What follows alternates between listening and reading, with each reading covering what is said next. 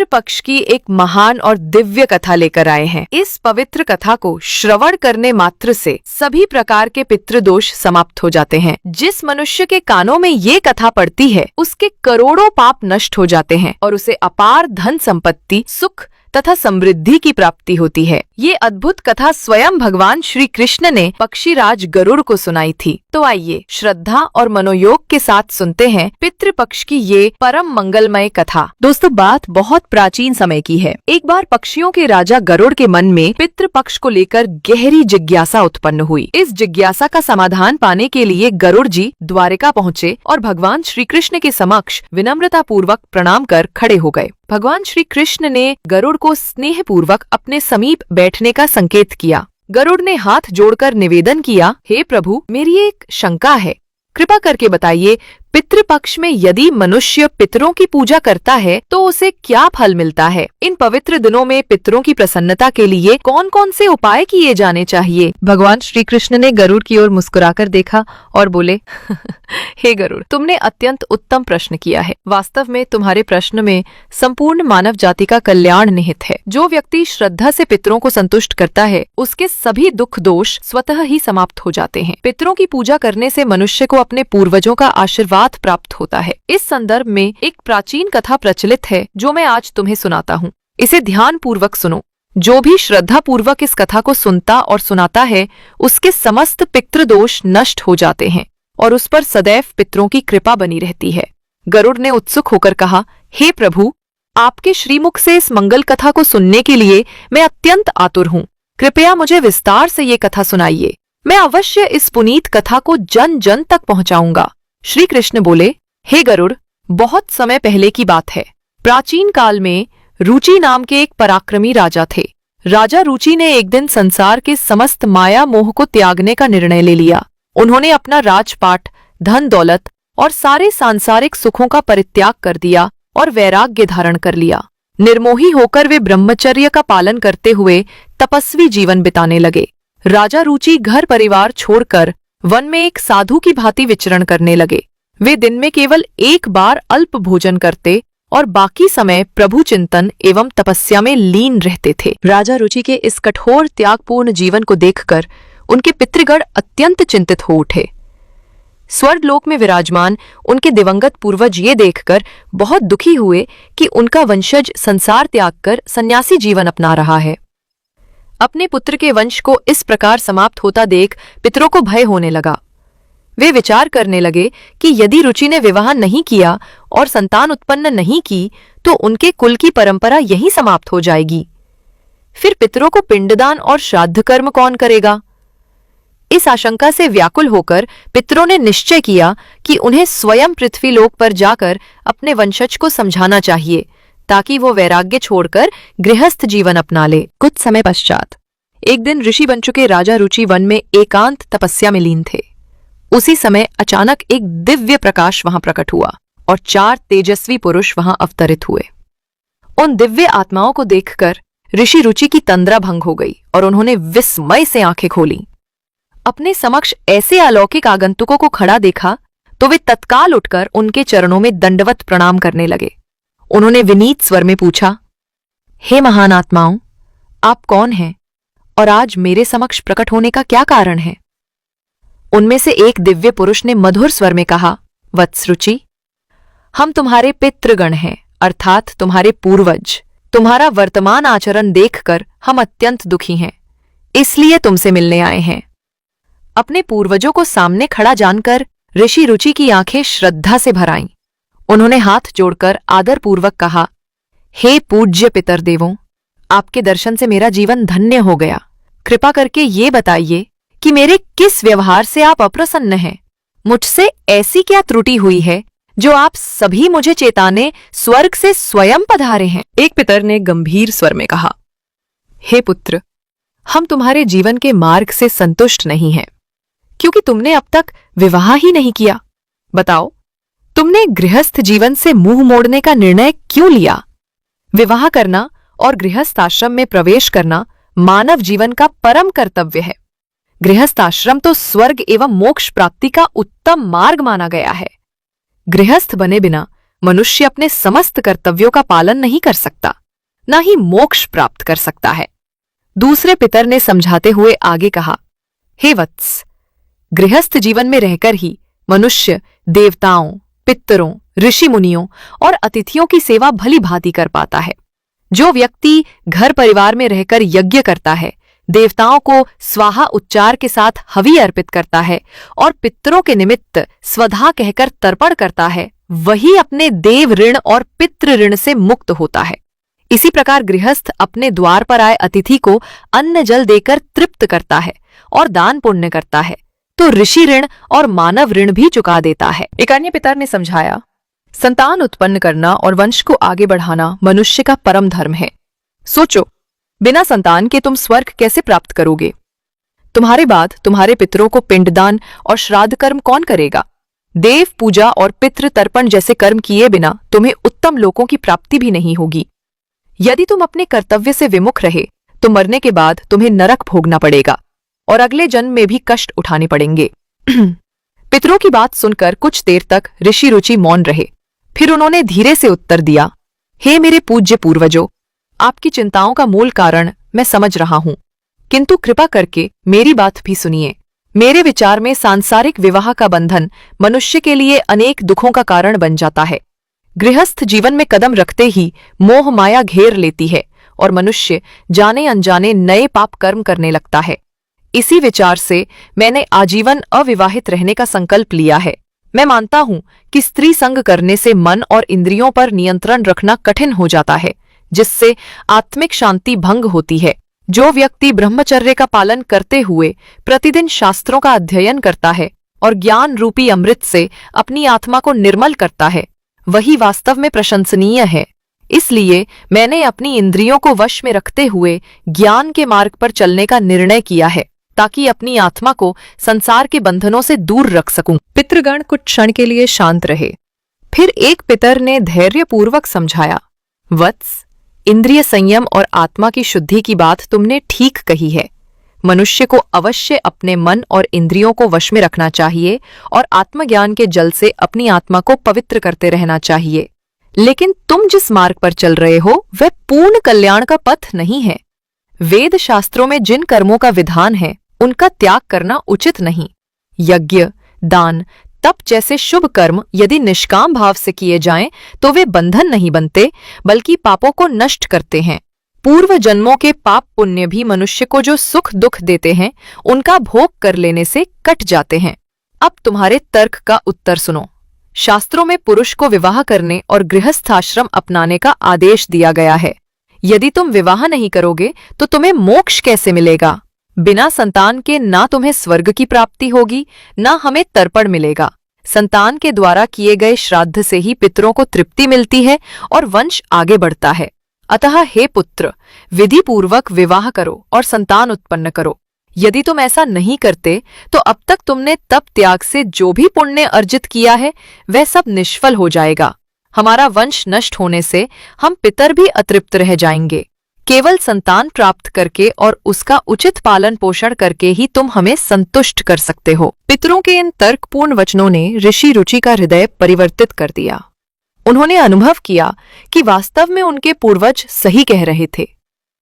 काफी विचार करने के बाद अंततः उन्होंने तय किया कि अपने पितरों को प्रसन्न करने के लिए गृहस्थ जीवन अपनाना ही उचित है।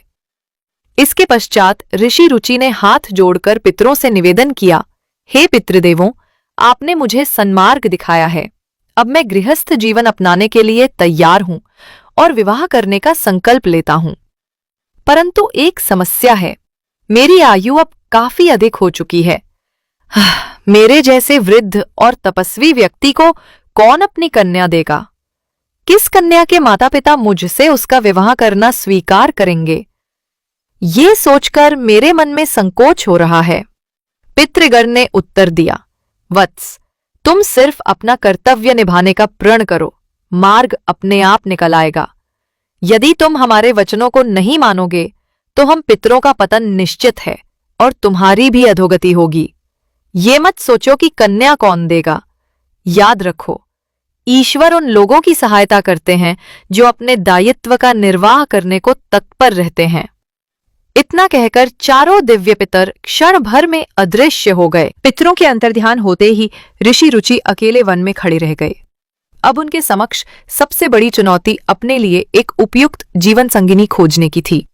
उन्होंने संकल्प तो कर लिया था, परंतु मन में शंका और चिंता उठ रही थी कि ये कार्य कैसे पूर्ण होगा।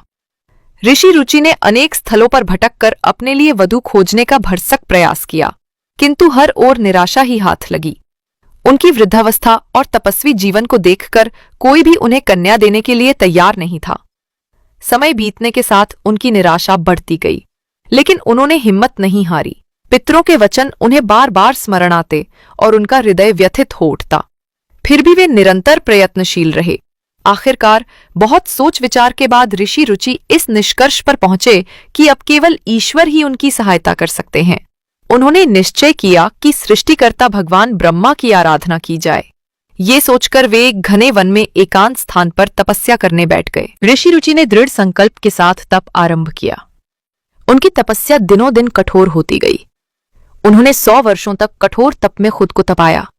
उनकी तपस्या की ज्वाला इतनी प्रबल थी कि देवलोक तक उसकी ऊर्जा से कंपित होने लगा। अंततः उनकी घोर तपस्या से प्रसन्न होकर जगतपिता ब्रह्मदेव प्रकट हुए। 4 मुखों वाले ब्रह्मा जी अपनी पूरी दिव्य आभा के साथ प्रकट हुए और उनके आते ही सारा वन प्रकाश से आलोकित हो उठा। ब्रह्मा जी के दर्शन पाकर ऋषि रुचि गदगद हो उठे और उन्होंने झटपट उठकर आदरपूर्वक ब्रह्मदेव को प्रणाम किया। ब्रह्मा जी ने प्रसन्न होकर कहा, हे रुचि, तुम्हारी तपस्या ने मुझे संतुष्ट किया है। तुम्हारी लगन और धैर्य अनुकरणीय है। बताओ वत्स, तुम्हारी क्या अभिलाषा है? जो इच्छा तुम्हारे हृदय में हो निस्संकोच मुझसे कहो, मैं तुम्हारी मनोकामना पूर्ण करूंगा। भगवान ब्रह्मा के मधुर वचन सुनकर ऋषि रुचि की आंखों में श्रद्धा के आंसू आ गए। उन्होंने हाथ जोड़कर विनीत स्वर में कहा, हे जगत पिता, आपके दर्शन मात्र से मेरा जीवन सफल हो गया। मेरे पितरों ने मुझसे वंश चलाने के लिए संतान उत्पन्न करने को कहा है, किंतु मुझे योग्य वधू की प्राप्ति नहीं हो रही है। सारे प्रयास विफल रहे हैं। कृपा करके आप ही कोई उपाय बताइए, या स्वयं मुझे कोई सुपात्र कन्या प्रदान कीजिए जिससे विवाह कर मैं संतान उत्पन्न कर सकूं। ब्रह्मा जी ने मुस्कुराते हुए उत्तर दिया, हे ऋषिवर, तुम्हारे पितरों ने तुम्हारे लिए जो मार्ग सुझाया है वो उचित है। तुम निश्चिंत रहो, तुम्हें शीघ्र ही एक आदर्श पत्नी प्राप्त होगी। सुनो, आगे चलकर तुम स्वयं प्रजापति के पद को सुशोभित करोगे और तुम्हारे द्वारा अनेक प्रजाओं का पालन पोषण होगा। अब मैं तुम्हें एक उपाय बताता हूं। तुम मन में अपनी इच्छा दृढ़ रखते हुए अपने पितृगण की श्रद्धापूर्वक पूजा करो। श्राद्ध और तर्पण के द्वारा अपने पितरों को प्रसन्न करो। वे प्रसन्न होकर तुम्हारी ये कामना अवश्य पूर्ण करेंगे और तुम्हें उत्तम गुणों वाली पत्नी का वरदान देंगे। ऐसा कहकर भगवान ब्रह्मा अंतर्ध्यान हो गए। ब्रह्मा जी के जाते ही ऋषि रुचि ने उनकी आज्ञा अनुसार तुरंत अपने पितरों को प्रसन्न करने के उपाय प्रारंभ कर दिए। ऋषि रुचि पास ही बहती एक पवित्र नदी के तट पर पहुंचे। वहां उन्होंने स्नान कर स्वच्छ वस्त्र धारण किए। फिर एकांत में कुशा बिछाकर आसन लगाया और अपने पितरों के निमित्त तर्पण किया। अंजलि में जल भरकर सूर्य देव की ओर मुख करके मंत्रोच्चारण के साथ जल अर्पित किया और पितरों का आह्वान किया। इसके पश्चात एकाग्र चित्त होकर वे वहीं शांत चित्त से बैठ गए और पितृदेवों की महिमा का स्मरण करते हुए उनकी स्तुति करने लगे। श्री कृष्ण ने गरुड़ से कहा, हे गरुड़, महात्मा रुचि ने उस समय पितरों की जो स्तुति गाई उसे प्रत्येक मनुष्य को ध्यानपूर्वक सुनना चाहिए। कहते हैं कि इस स्तुति के श्रवण मात्र से ही सभी प्रकार के दुखों और दोषों का नाश हो जाता है। जो इसे एक बार भी सुन लेता है उसके अनेक पाप कट जाते हैं और उसे पितरों का आशीर्वाद मिलता है। इसलिए तुम भी मन लगाकर इस स्तुति को सुनो, तभी इस कथा का पूर्ण फल तुम्हें प्राप्त होगा। ऋषि रुचि हाथ जोड़कर आकाश की ओर देखते हुए भक्ति भाव से प्रार्थना करने लगे। जो अधिदेवता रूप में सर्वत्र विद्यमान है और जिन्हें श्राद्ध के अवसर पर देवताओं के माध्यम से स्वधा उच्चारण द्वारा तृप्त किया जाता है, उन समस्त पितृगण को मेरा कोटि कोटि नमन। जो पितृगण अग्निश्वात, बर्हिषद, आज्यप तथा सोमप कहलाते हैं, वे सभी मेरे द्वारा किए गए इस श्राद्ध से संतुष्ट हों। अग्निश्वात पितृ मेरी पूर्व दिशा की रक्षा करे। बर्हिषत पितर सदैव दक्षिण दिशा से मेरी रक्षा करे। आज्यप पितृ पश्चिम दिशा की और सोमप पितर उत्तर दिशा की रक्षा करे। समस्त पितृगण हम पर कृपा रखें और हमें राक्षस, भूत प्रेत, पिशाच जैसी दुष्ट शक्तियों के असर से बचाएं। विश्व, विश्वभुक, आराध्य, धर्म, धान्य, शुभानन, भूतिद, भूतिकृत और भूति नामक आदि 9 प्रकार के पितृगण, कल्याण और कल्यद, कल्यकर्ता, कल्यतराश्रय, कल्यता हेतु एवं अनघ नामक आदि 6 प्रकार, वर, वरेण्य, वरद, तुष्टिद, पुष्टिद, विश्वपात एवं धाता आदि 7 प्रकार, पाप विनाशक जो महान, महात्मा, महित, महिमावान और महाबल नाम से प्रसिद्ध 5 प्रकार, उन गणों के ही साथ सुखद, धनद, धर्मद और भूतिद नामक आदि 4 प्रकार के पितृगण, इस प्रकार कुल 31 प्रकार के पितृगण इस जगत में विराजमान हैं। मैं उन सभी पितरों को प्रणाम करता हूँ। कृपा करके आप सब मेरे द्वारा विधि पूर्वक अर्पित इस तर्पण और पिंडदान को स्वीकार कर तृप्त हों तथा मुझ पर अपनी कृपा बनाए रखें। महात्मा रुचि की इस भावपूर्ण स्तुति को सुनकर पितृगण अत्यंत प्रसन्न हो गए। सहसा वहां एक चमत्कार हुआ। पितरों की कृपा से एक दिव्य प्रकाश प्रकट हुआ जिसने चारों ओर के आकाश को आलोकित कर दिया। उस उज्ज्वल तेज से संपूर्ण वातावरण जगमगा उठा।